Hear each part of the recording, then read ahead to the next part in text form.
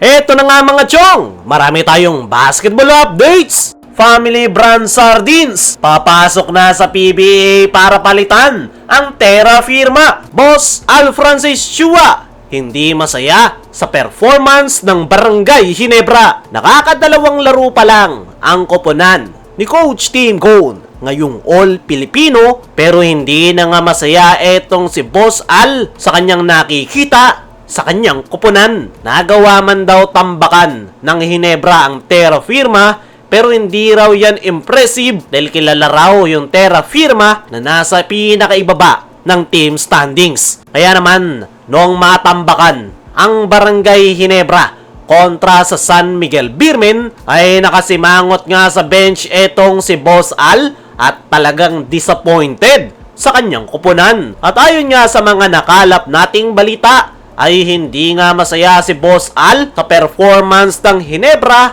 at nakita pa nga itong pumasok sa dugout para kausapin yung kanyang mga players matapos ang laro. Minotivate nga nito ang Barangay Ginebra players at yan nga raw yung realidad ngayong All-Filipino Conference. At the same time ay nagbigay nga ito ng babala sa Barangay Ginebra kung hindi magiging maayos yung kanilang performance ngayong All-Filipino ay baka magkaroon na naman daw ng rebuild sa kanilang kupunan. Mabigat nga yung gustong mangyari ni Boss Al para sa Barangay Ginebra, which is makuha ang kampyonato. Dahil matagal-tagal na ngang huling makatikim ng kampyonato ang Ginebra at hindi nga raw sapat yung palagi lang silang umaabot ng finals. Kailangan ay makuha raw nila ang kampyonato ngayong All-Filipino at pigilan ang TNT Tropang Giga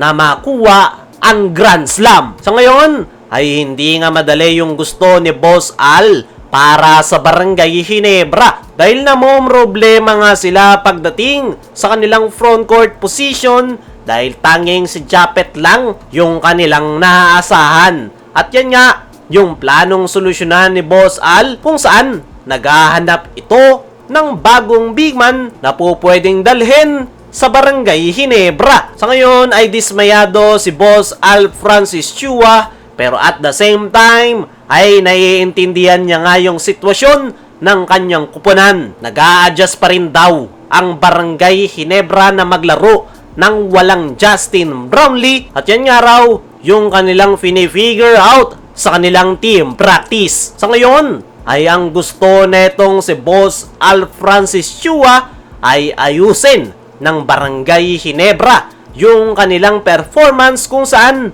bawal ang patamad-tamad at kung sino nga raw yung makikita nitong walang nagagawang impact sa kanilang kupunan ay malamang sa malamang ay gagawin niyang trade asset para sa kanyang inilulutong trade para makakuha ng isang quality bigman na maaasahan ng kanyang kupunan. At isang malaking challenge nga yan para sa Barangay Ginebra players dahil kailangan talaga nilang magpakita ng magandang performance dahil kung makikita nga sila ni Boss Al na walang contribution at impact sa kanilang kupunan ay itatapon at gagawing trade asset. Dumako naman tayo dito sa kabilang balita. Family brand sardines, papasok na sa PBA para palitan ang Terra Firma. Matagal na ngang nababalita na binebenta na ang prangkisa ng Terra Firma Jeep. Noong mga nakalipas na linggo ay matunog na gustong bumili sa prangkisa ng Terra Firma ay ang Star Horse Shipping Line. Ang kaso nga lang, hindi yan natuloy dahil ayon mismo kay Kume Marshall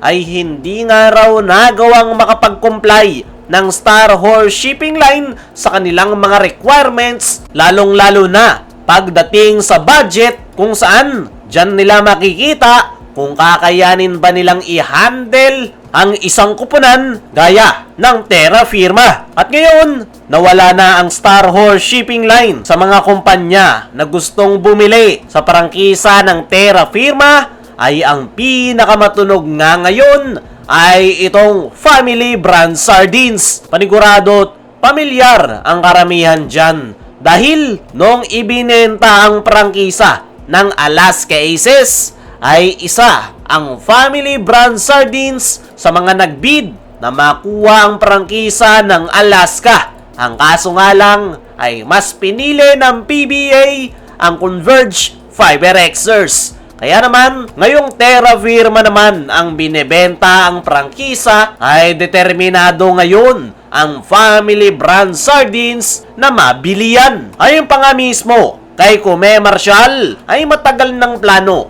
ng Family Brand Sardines na pasukin ang PBA. Actually, 14 years na nga raw sumusubok ang Family Sardines na makapasok sa PBA. At nakausap na nga raw mismo ni Kume Marshall ang kampo ng nasabing kumpanya. Naging maganda nga rin daw yung kanilang usapan at looking forward nga si Kume Marshall na itong Family Brand Sardines na ang makakabili sa prangkisa ng Terra Firma. Sa mga magsasabi naman na magiging farm team lang ito ng SMC ay hindi nga yan mangyayari. Hindi nga basta-basta ang Family Brand Sardines kung saan masasabi natin kakayanin nilang sumabay as a independent team. Dahil sa mga hindi nakakaalam, ay dati ng sponsor ng PBA ang Family Brand Sardines. Kaya mga chong, ano ang masasabi nyo na itong Family Brand Sardines ang matunog ngayon na papalit sa Terra Firma? Ano rin yung masasabi nyo na hindi masaya si Boss Al sa performance ng Hinebra?